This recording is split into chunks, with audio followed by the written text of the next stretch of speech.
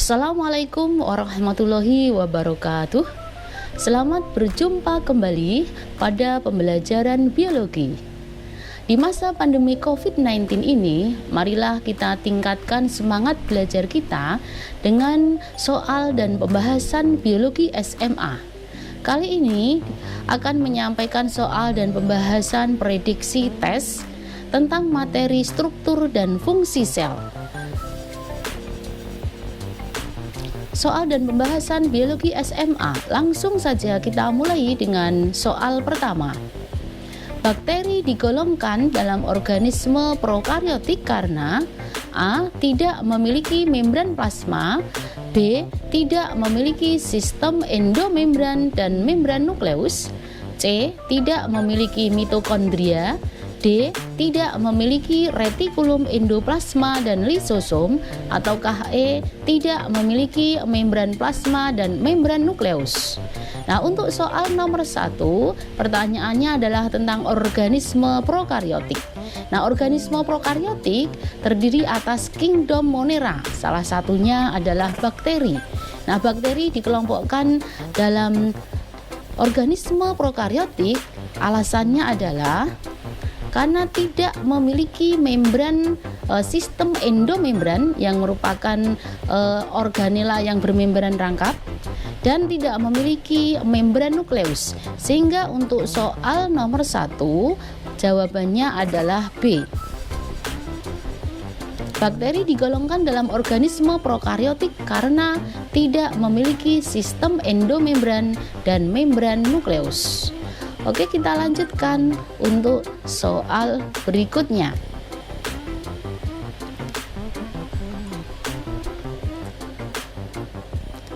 Soal nomor 2. Berikut adalah organela sel kecuali A. Membran plasma, B. Mesosom, C. Ribosom, D. Mitokondria, ataukah E. Nukleus. Organela sel, ada kesepakatan bahwa organela sel merupakan bagian dari sel yang berupa padatan di dalam isi sel, sehingga nomor 2 ini yang bukan merupakan organela sel adalah membran plasma, yaitu sebagai pembatas antara sel bagian luar dan bagian dalam sel, atau yang membatasi isi sel dengan lingkungan yang bukan merupakan organela sel, yaitu A jawabannya. Sedangkan mesosom ini merupakan organela sel pada organisme prokariotik ya. Kemudian ribosom juga berupa padatan di dalam sel, mitokondria juga padatan, nukleus juga padatan. Sehingga yang bukan organela sel adalah membran plasma. Oke, kita lanjutkan untuk soal berikutnya. Soal nomor 3.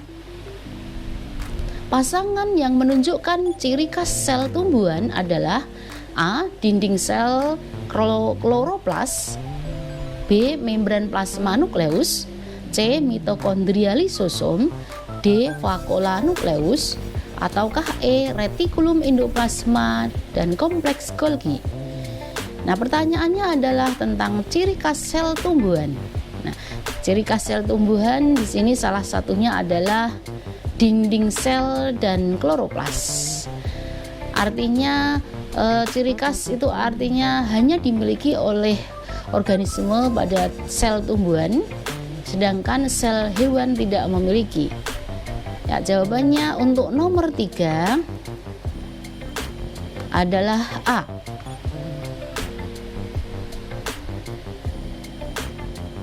Sedangkan membran plasma dan nukleus ini ada di sel hewan dan sel tumbuhan. Mitokondria, lisosom ini ada di sel hewan semuanya.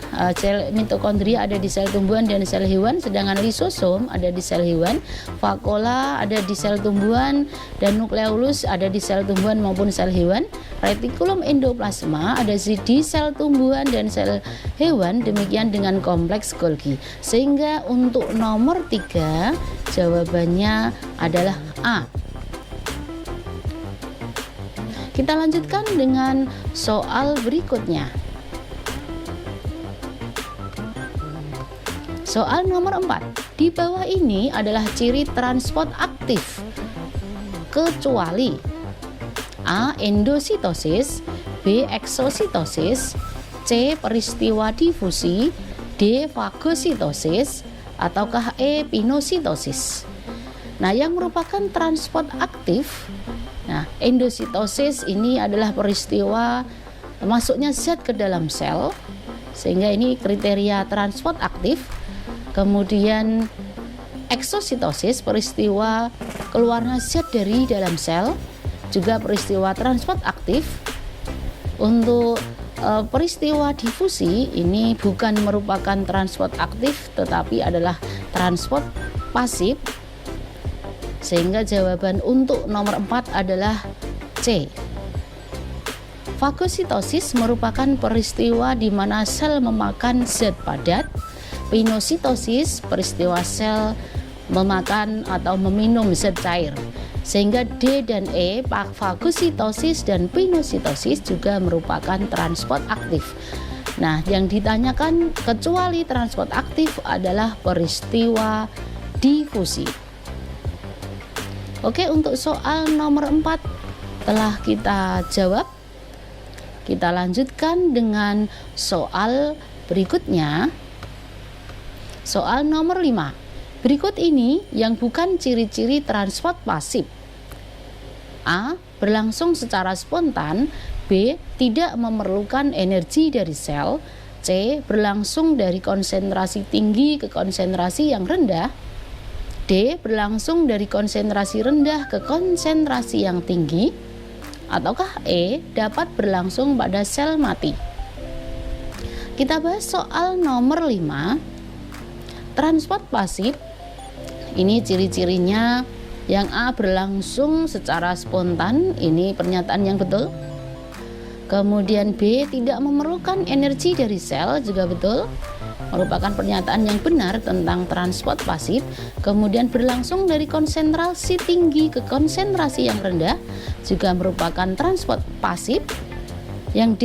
Berlangsung dari konsentrasi rendah ke konsentrasi tinggi, ini bukan merupakan transport pasif melainkan transport aktif, karena peristiwa ini membutuhkan dari energi dari sel.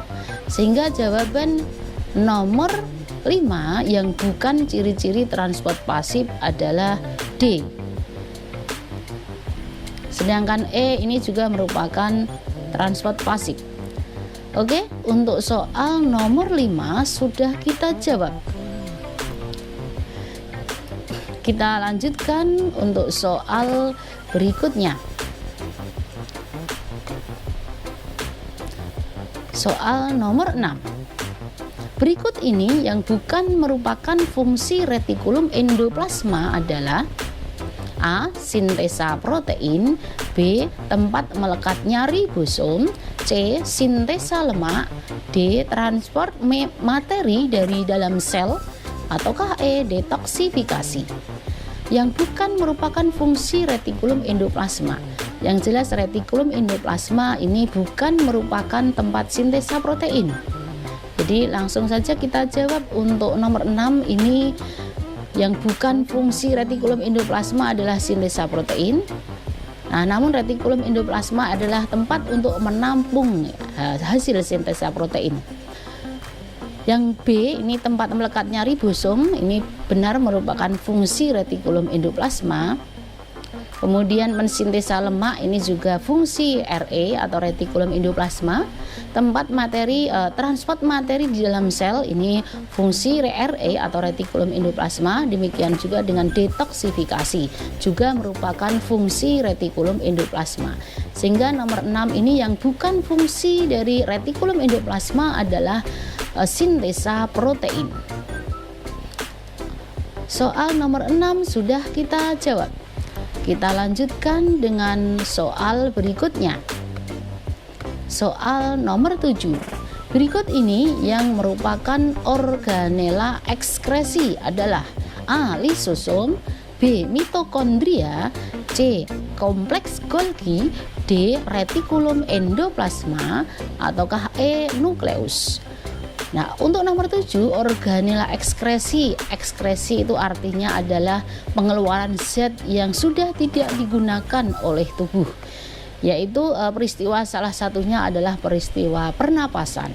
Nah, pernapasan yang dilakukan di dalam sel tempatnya adalah di mitokondria. Sehingga organela ekskresi untuk pertanyaan nomor 7 jawabannya adalah mitokondria. Nah, untuk nomor 7 sudah kita jawab. Kita lanjutkan dengan soal berikutnya. Soal nomor 8. Pencernaan intraseluler dilakukan oleh organela A. Lisosom, B. Mesosom, C. Autosom, D. Fagosom, ataukah E. Vakuola kontraktil. Nah, pencernaan intraseluler atau pencernaan di dalam sel ini dilakukan oleh organela sel yang ada pada sel hewan, yaitu lisosom. Nah, lisosom ini mengandung enzim hidrolitik yang disebut dengan lisosim. Fungsinya adalah untuk pencernaan intraseluler. Kita lanjutkan dengan soal berikutnya, yaitu soal nomor 9. Organela yang berfungsi sebagai penghasil energi adalah A. Kloroplas, B. Mitokondria, C. Nukleus, D. Ribosom, ataukah E. Kompleks Golgi. Pertanyaannya adalah organela yang menghasilkan energi. Nah, di sini energi itu dihasilkan dari proses pernapasan. Nah, sementara proses pernapasan di dalam sel itu terjadinya adalah di mitokondria. Sehingga organela yang berfungsi sebagai penghasil energi adalah organela mitokondria, yaitu B jawabannya. Oke, sudah kita jawab untuk pertanyaan nomor 9. Kita lanjutkan dengan pertanyaan berikutnya pada nomor 10. Peristiwa lepasnya membran plasma dari dinding sel disebut dengan A. Difusi, B. Krenasi, C. Plasmolisis, D. Lisis, E. Osmosis. Nah, plasmolisis jawaban untuk nomor 10, yaitu peristiwa lepasnya membran plasma dari dinding sel adalah disebut dengan plasmolisis. C jawabannya. Untuk difusi ini adalah peristiwa transport pasif, tadi sudah kita bahas ya. Kemudian krenasi adalah peristiwa di mana sel mengalami pengerutan ya, karena berada di lingkungan hipertonik. Kemudian lisis adalah pecahnya sel. Kemudian osmosis juga merupakan transport pasif, sama dengan difusi. Sehingga untuk nomor 10 jawabannya adalah C. Peristiwa lepasnya membran plasma dari dinding sel disebut dengan plasmolisis. Kita lanjutkan untuk soal berikutnya. Soal nomor 11, organela sel yang berperan mengarahkan kromosom ke kutub pada saat pembelahan sel adalah A. Nukleus, B. Nukleolus, C. Sentriol, D. Mitokondria, ataukah E. Ribosom. Langsung saja kita jawab untuk soal nomor 11. Organela sel yang mengarahkan kromosom ke kutubnya masing-masing pada saat pembelahan sel adalah organela sentriol. Organela ini hanya dimiliki oleh sel hewan. Nah, langsung saja kita lanjutkan untuk soal berikutnya, yaitu soal nomor 12. Lipatan membran dalam kloroplas membentuk struktur yang disebut dengan A. Stroma, B. Tilakoid, C. Granum, D. Tonoplas, ataukah E. Kuantosom. Untuk soal nomor 12, lipatan membran dalam kloroplas ini disebut dengan tilakoid, yaitu jawabannya adalah B. Ya, sedangkan bagian luar berupa cairan ini stroma pada kloroplas. Nah, langsung saja kita lanjutkan dengan soal atau pertanyaan berikutnya, soal nomor 13. Berikut ini adalah fungsi vakuola kecuali A. menyimpan cadangan makanan, B. menyimpan pigmen, C. menyimpan minyak asiri, D. menyimpan sisa metabolisme, ataukah E. menyimpan cahaya.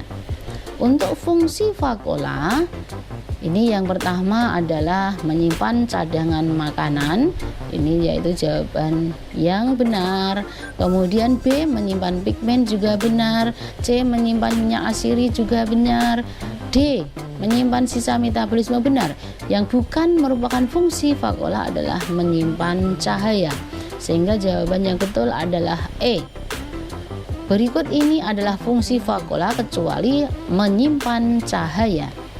Oke, kita lanjutkan untuk pertanyaan yang berikutnya, nomor 14. Organela sel berikut ini dimiliki oleh sel tumbuhan kecuali A. vakuola, B. ribosom, C. glioksisom, D. peroksisom, ataukah E. sentriol. Yang bukan merupakan atau organela di sini dimiliki oleh sel tumbuhan kecuali, berarti pertanyaannya adalah yang dimiliki oleh sel hewan. Ya ini jawabannya langsung saja adalah sentriol. Ini hanya dimiliki oleh sel hewan, tetapi sel tumbuhan tidak memiliki. Di vakuola ada pada sel tumbuhan, ribosom ada pada sel tumbuhan, glioksisom dan peroksisom ini juga ada pada sel tumbuhan yang merupakan kesatuan dari badan mikro. Nah, kita sudah menjawab untuk soal nomor 14. Kita lanjutkan dengan soal ke-15 yang sekaligus soal terakhir dalam pembahasan soal kali ini. Membran plasma terdiri dari komponen berikut kecuali A. fosfolipida, B. glikolipida, C. sterol, D. glikoprotein, E. karbohidrat. Yang terdiri dari fosfolipid ini ada pada membran plasma. Yang A ada pada membran plasma. Glikolipida juga ada pada membran plasma, merupakan penyusun membran plasma. Glikoprotein juga merupakan penyusun membran plasma. Karbohidrat ini juga yang di sini yang tidak merupakan penyusun membran plasma. Ini pada umumnya yang kita ketahui dari sumber literatur di buku adalah sterol. Nah, sterol ini merupakan bentuk umumnya misalnya adalah kolesterol. Nah, jadi membran plasma terdiri dari komponen berikut ini kecuali sterol.